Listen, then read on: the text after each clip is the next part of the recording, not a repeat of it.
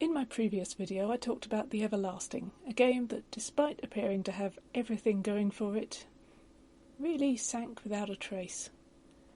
In this video I'm going to look at why. Let's grab our trowels and start digging. One possible factor in the failure of The Everlasting to take off could just be that it was trying to take on a behemoth. The potential audience for The Everlasting was pretty much the same audience as The World of Darkness, and it is difficult to overstate what a big deal White Wolf was for tabletop gaming in the 90s. Which isn't to say that you can't take on a behemoth and win. Paizo did it in 2009 with their Pathfinder RPG. However, there's a couple of factors in why Paizo were able to take on the behemoth that is Wizards of the Coast. Pathfinder was announced in 2008 and saw its first release in 2009. Something else that happened in 2008 was the release of Dungeons & Dragons 4th edition. Not the most popular version of Dungeons & Dragons, to put it mildly. In fact, it was so widely disliked that it left a lot of Dungeons & Dragons groups looking around for something else to fill that void. Thanks to the open game license that D&D 3.5 was published under, Paizo were able to produce something that was very, very similar to 3.5, to the point where it got the nickname 3.75. It had a few refinements, it had a few improvements, and accordingly, Paizo were able to go to a lot of disillusioned D&D players in 2009 and say, "Here's that thing you love, but better." And it worked. A lot of Dungeons & Dragons players quit D&D and started playing Pathfinder instead. Pathfinder was so popular that it actually took the top spot in role-playing games away from Wizards of the Coast for several years. They didn't get that back until 2013 when they released D&D 5th edition. So Paizo have demonstrated that if you're going to take on the behemoth, you need two things on your side: timing and the right product. Now, if there was any time in White Wolf's history when there was the potential for somebody to take on that behemoth, it was 2004. By 2004, White Wolf weren't as popular as they used to be. They had lost a lot of goodwill through, of all things, LARP. Vampire LARP shook up LARP in very much the same way that tabletop vampire shook up tabletop role-playing. It meant that you didn't have to go camping with a sword and armour to do LARP. You could just wear regular clothes and go somewhere in your own city. Vampire LARPs became extremely popular, with branches popping up all over the world. But then White Wolf found out that some of these LARP groups were charging membership fees. Now, the way White Wolf perceived this was that people who were not them were profiting off their IP. And obviously they saw that as bad. Now, as a LARP organiser myself, I can tell you that nobody is profiting off running LARPs. The reason we charge entrance fees and membership fees and so forth is, for one reason, venue hire. So a lot of good-hearted people who would put their own time and money into running these LARP events were, shall we say, unhappy at being expected to pay licensing fees to White Wolf for the privilege. 2004 is also when the World of Darkness underwent a radical change of direction. White Wolf released a series of scenarios intended to bring the World of Darkness to a close, and then rebooted it with the new World of Darkness, starting with Vampire the Requiem. And this was not popular with all World of Darkness fans. While the fact that this line ultimately did allow you to play that massive crossover game that you wanted to and then rapidly found didn't work, when Vampire the Requiem came out by itself, a lot of people didn't like the fact that you also had to buy the separate World of Darkness book to play it. And a lot of people didn't like the fact that a lot of the classic clans from the original World of Darkness were gone. In short, it changed a lot. It felt like a very different game, and much like D&D 4th edition, a lot of people didn't like it. So if there was any time that someone could have come along with, "Here's that thing you love, but better," The way Paizo did, this was it. Unfortunately for Stephen C. Brown, The Everlasting came out in 1997. In 1997, White Wolf was still on top of their game. Changeling the Dreaming 2nd edition had just come out. There was also the fairly recent release of Vampire Dark Ages. Vampire the Masquerade Revised Edition was just a few months away. And into this came... well, one of the strengths of the World of Darkness is that it is very easy to get into. The character sheets are very clear and easy to understand. For a new player, this is an absolute cinch. If you're trying it out for the first time at a convention, it's easy. In fact, let's take a look at a character sheet. I don't know which version of anything this is, but they're all pretty much the same. You've got a series of dots that tells you how many dice to roll. If it's a 7+, that's a success. I haven't played a White Wolf game in over 10 years, but I still remember how this works. By contrast, here's the Everlasting's character sheet. I have no idea what's going on in that character sheet. I have no idea what all these boxes mean, what anything is, really. With the White Wolf sheet, you can see straight away how it relates to the dice rolls made within the game. With this, not a hope, because it doesn't have just one system. When it comes to system, it really seems like Stephen C. Brown was trying to be all things to all gamers. Having read the book, I'm reasonably sure the system that he actually wants you to use is a tarot card draw. And that's fine, there's nothing wrong with it, it's a perfectly reasonable system. And again, I can understand why he also provides rules for using regular playing cards, because people are a lot more likely to just happen to have those lying around than a Rider-Waite tarot deck.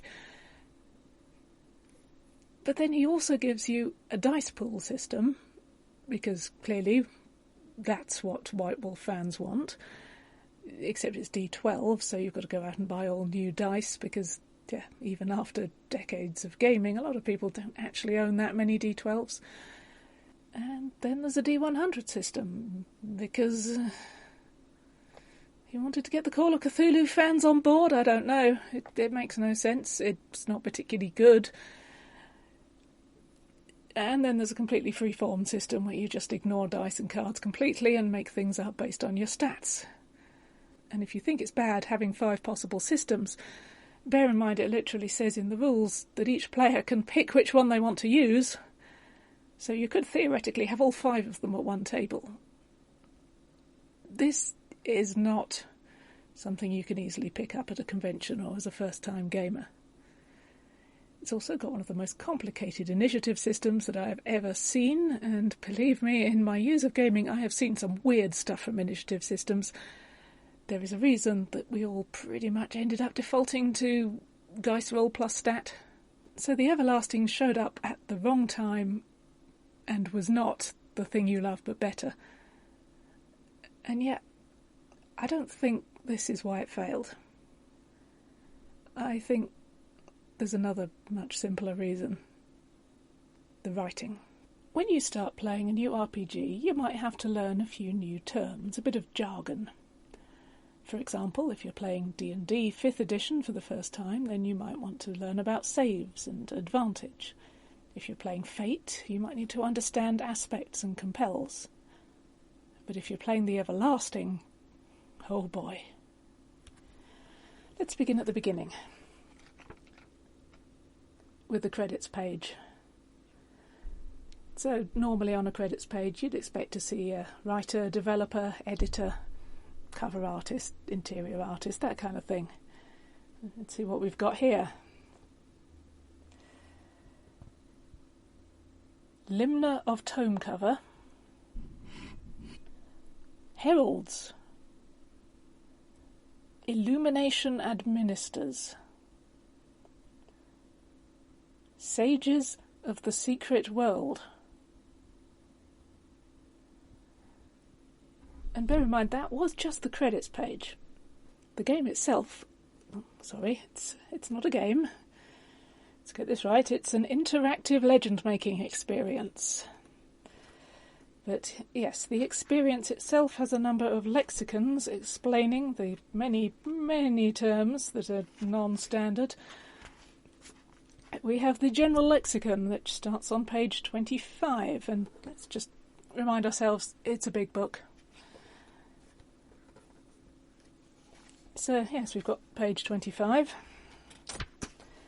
and 26, and 27. Yes, that's 3 pages of General Lexicon.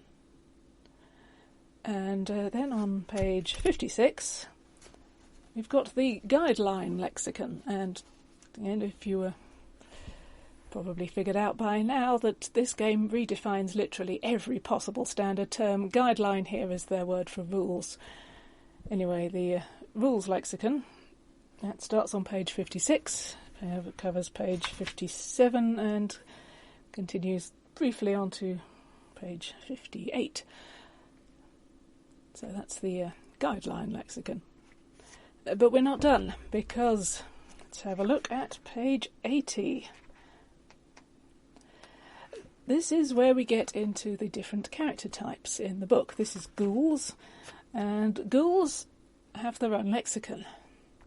And at this point it has been relegated to sidebars, and so it's not quite as vast as those last 2, but still we have the sidebar of page 80, 81, 82, 83, 84. Yes, that's 5 sidebars full of just Ghoul lexicon. And as you can probably guess, every race in this book has its own lexicon. This book is written by someone who likes to call a spade an implement of agricultural excavation. So I hope that's given you some idea of what reading this incredibly weird book is actually like. But there's more. When it comes to the everlasting, there is always more. And in this case, it's chapter 13. Let's take a look. Page 279. If you go looking for stuff about the everlasting on the internet, it is chapter 13 that they are mostly going to focus on, for very good reasons. Here we are, chapter 13, Legend Making, Rediscovering the Magic of Life. Sir, I came here to play a role-playing game. What do we have here? Immortal art and mortal truths? What is personal mythology? And this is really quite an important part of what makes the game so weird. Stephen C. Brown is really focused on this idea of developing your own personal mythology through role-playing games, whereas I wanted to pretend to be an elf and fight monsters. So there is this extensive section on building your own personal mythology, and then we come to a ceremony. I'm not completely adverse to the idea of turning the lights down and lighting some candles. I have played 10 candles, and it's a fun game. However, here we gather, we who seek admittance into the secret world of magic and wonder, we who seek entry into the worlds of legend, we who shall be eldritch for our allotted time. Look, let's just be blunt about it. If I sat down in front of my D&D group and said that, they would eat me along with the takeaway.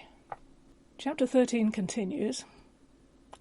Candles in legend making. It has a little colour guide for what kind of candles to light for different situations. Solitary legend making, or writing a story, as the rest of us like to call it. Achieving altered states of consciousness, which inexplicably does not involve any drugs. Let's skip rapidly over achieving altered states of consciousness and protagonist as mythic representation, which, despite the name, is actually a guided meditation. And on to the bit that everyone talks about. The potential for lucid dreaming. And I'm going to hold this up just so you know. I didn't make this up. This is right there in the book. Lucid dreaming. There's a whole section on this, on how it's achieved.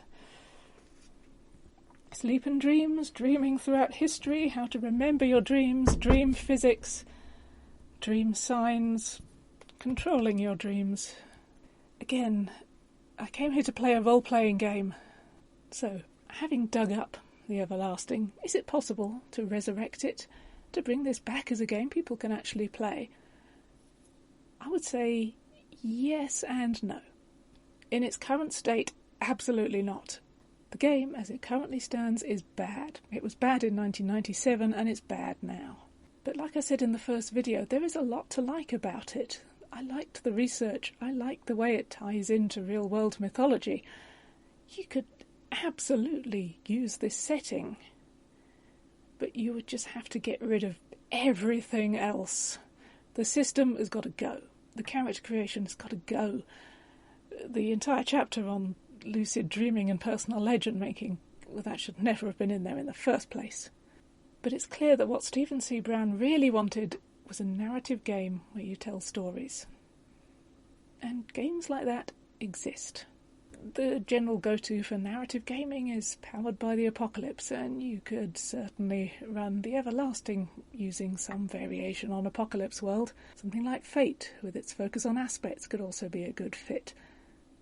There are systems out there that do narrative gaming so much better than even White Wolf did. The main obstacle, I would say, to bringing back the Everlasting is, in fact, the World of Darkness. Because a whole bunch of anniversary editions have just come out, and all the people who actually liked White Wolf games back in the day are now picking up these anniversary editions. So once again, nobody is going to want this strange little urban fantasy game from the 90s. Bringing back the Everlasting means someone who is both wildly passionate about the setting and sufficiently knowledgeable about narrative gaming to produce something that actually works with what it was trying to do. And you know what all the World of Darkness fans are doing at the moment? They're playing Vampire